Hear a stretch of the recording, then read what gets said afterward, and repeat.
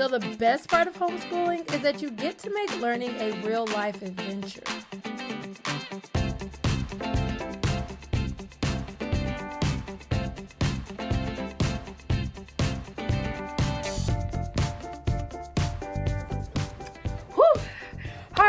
So here we are in Gatlinburg, Tennessee, and it is my nephew's birthday. He is turning 8. Happy birthday to you. Aww. And so for his birthday, he has been into nonfiction. And so because he is like a huge nonfiction person, he has been reading about the Titanic. Even for his birthday this year, he actually wanted Titanic books. So of course for his birthday, he wanted to go to the Titanic Museum. So one amazing thing about learning in general is providing children with real world and real life experiences. So it was time to come to Gatlinburg, Tennessee. Now, my husband and I had been here before, but my daughter had never been here before. So I was so excited for her to do all of this learning and be able to explore. Should I do my Stitch hoodie and jeans to match Kendall's, or what I originally planned, which was this tan sweater and tan pants? Kenny, what you think? You're doing the tan? Okay, well, so do I match with my husband or my daughter?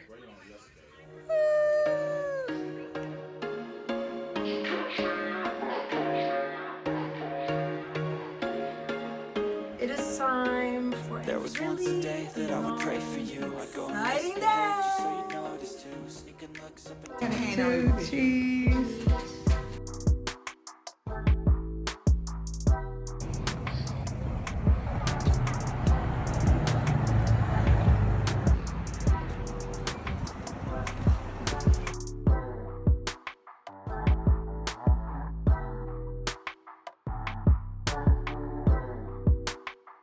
One of the most unique things about the Titanic Museum is that before you even get in, you get the boarding pass of a person that was inside the Titanic.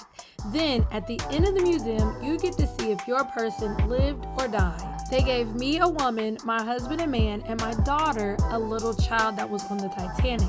As you can imagine, this opened the door for a lot of reading and reading comprehension. You know, I have to say it, what a great way to incorporate a real life experience of a read aloud.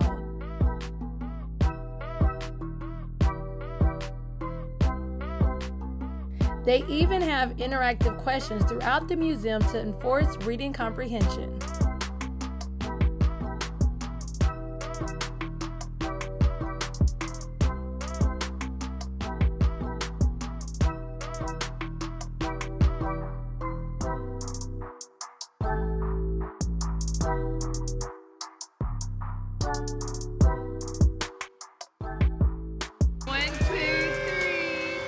After such a long day, what was your favorite part about the Titanic Museum? My character.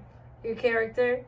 Okay, so she liked finding her girl. So, did your person live or die? Live. She lived. And She died at 50. My brother died at 87. Mm-hmm. And y'all never told me when my mom died. All right, so you like that part? Yes. Finding out that she lived at the end. All right, what are some of the things that you learned? I don't really know. All of the learning we did?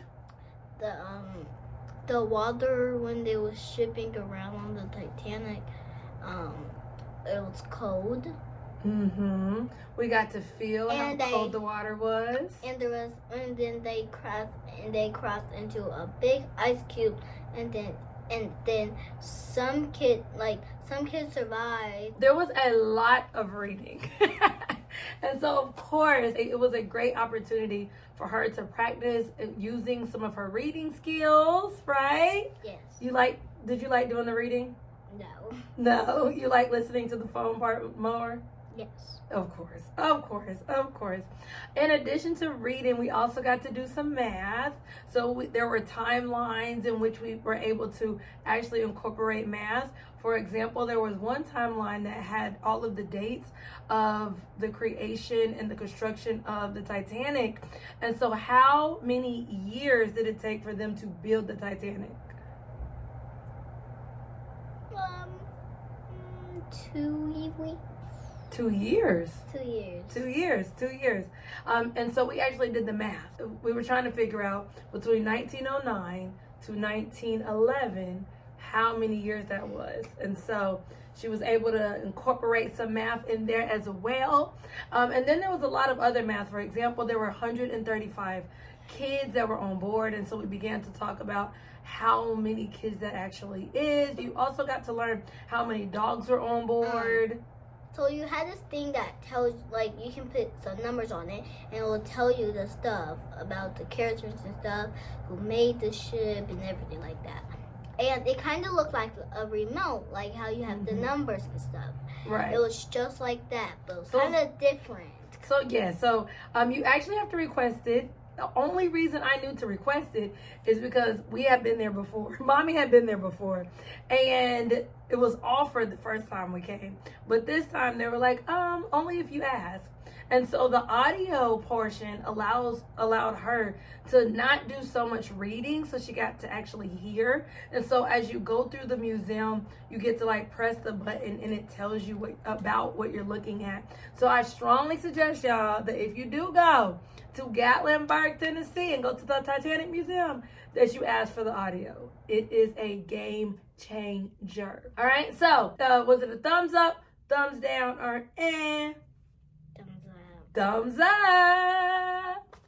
Now, I love how they made my nephew feel so important. He got a certificate. As soon as he came, he was telling them everything.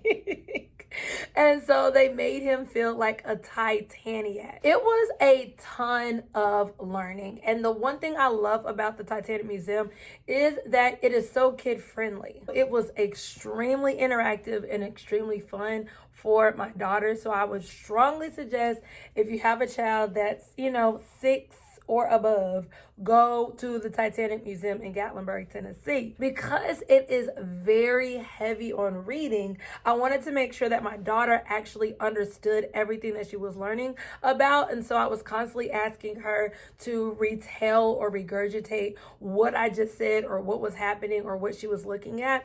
And literally, she was able to tell me everything about first class, second class, third class, and even the crew. The tour guides at the Titanic Museum are amazing. When I tell y'all they do not break character, they do not break character. One guy was even talking about, like, since I've been on the ship for so long, I almost forgot what it's like in the real world. It was hilarious. If you're in driving distance of Gatlinburg, Tennessee, or you are looking for something fun to do while you are homeschooling or just teaching your child, I would definitely recommend going to the Titanic Museum in Gatlinburg, Tennessee. And shout me out when you get there. I would love to hear about your experience.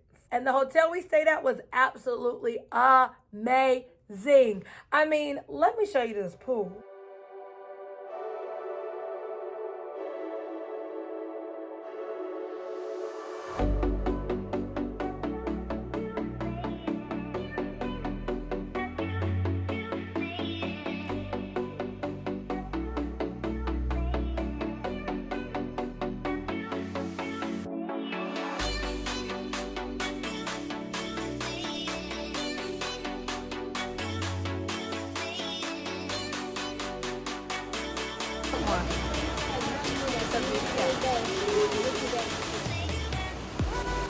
All right, let me enjoy the rest of this mini vacation.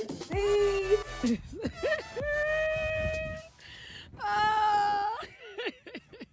Yo.